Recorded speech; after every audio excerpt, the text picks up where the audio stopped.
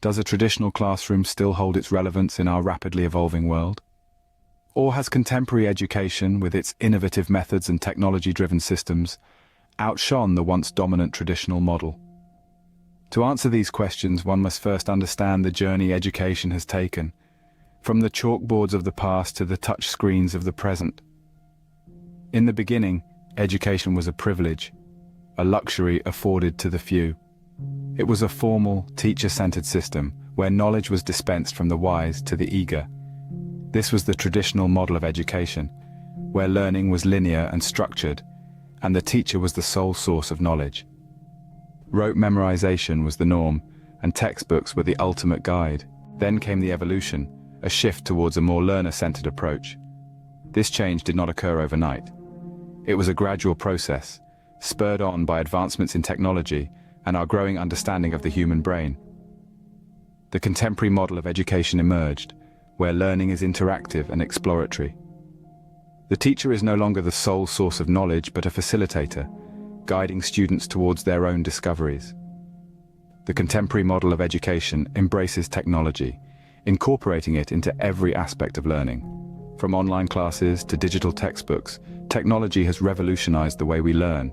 It has made education more accessible, breaking down geographical barriers, and making learning a possibility for everyone, everywhere. But the evolution of education does not stop there. The contemporary model of education is continuously evolving, adapting to the changing needs of society. It emphasizes skills such as critical thinking, creativity, and collaboration, skills that are crucial in the 21st century. However, it would be unwise to completely dismiss the traditional model of education. For certain subjects and learning styles, the structured, teacher-centered approach can be beneficial. The traditional model also instills discipline and a sense of order, qualities that are still valuable in today's fast-paced world. So, where does that leave us? In the intersection between the traditional and contemporary, where the strengths of both models are utilized to provide a comprehensive, well-rounded education. To summarize, education has evolved from a traditional, teacher-centered model to a contemporary, learner-centered one. This evolution has been driven by advancements in technology and a deeper understanding of the human brain. The contemporary model of education emphasizes skills such as critical thinking, creativity, and collaboration, and uses technology to make education more accessible. However, the traditional model still holds value, particularly for certain subjects and learning styles.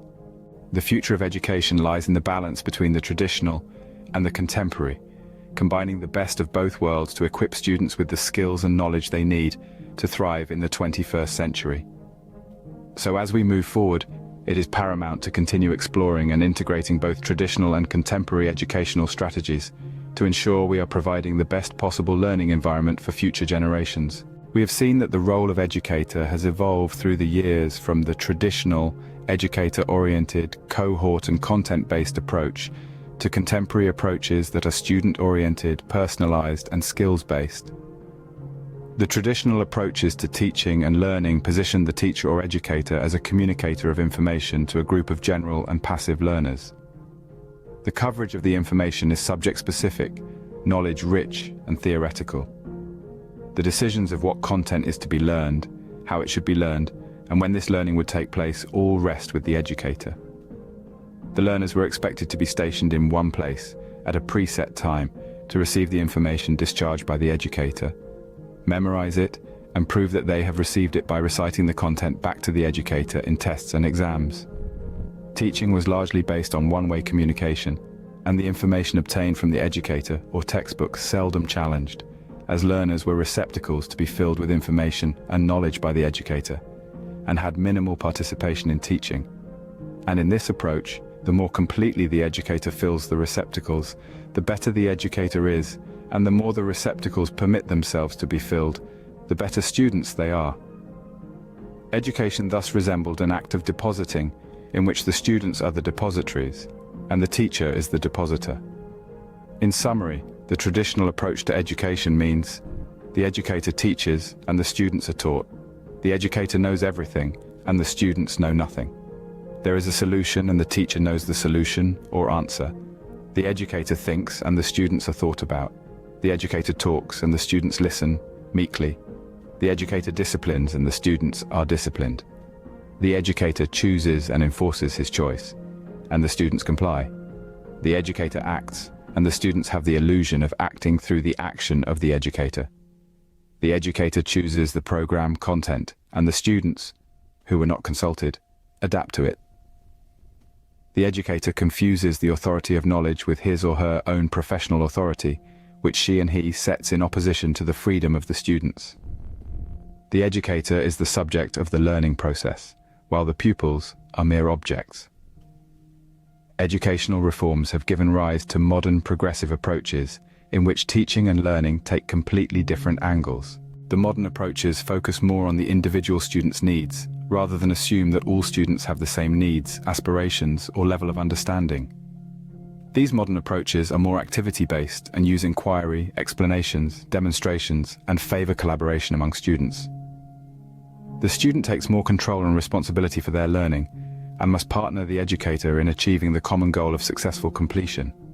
For example, in outcome-based teaching and learning, the learners are expected to be independent and responsible for their own learning. This means that the role that the educator plays ceases to be that of a reservoir of facts and knowledge to one of facilitator or mediator of learning. In this new role, the educator's prime responsibility is in bridging the gap between what the learner wants to achieve, what they can achieve on their own within a set time, and what they can do with some assistance and support. This new approach requires the educator to intentionally make interventions and direct or guide the learning process, allowing for discovery, growth, and development in the student. In summary, the contemporary approach means that teaching is interactive and engaging with the educator, mediating and supporting. The educator does not know everything, and the students can learn by active participation, engagement, and interaction. There is a solution, and the students, with the help of the teacher, can get to the solution or answer. The educator and the student must both engage in the teaching and learning activities. The students interact, lead, and follow in the education process. Productivity and success depend on the effectiveness of cooperation between the student and the teacher. Some decisions are made for the students, some jointly made, and others are left up to the student. The educator and students actively move towards a common goal.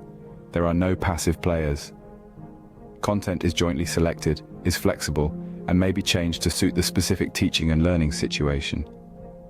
The educator has the authority of the mentor, which she and he sets in recognition of the freedom of the students.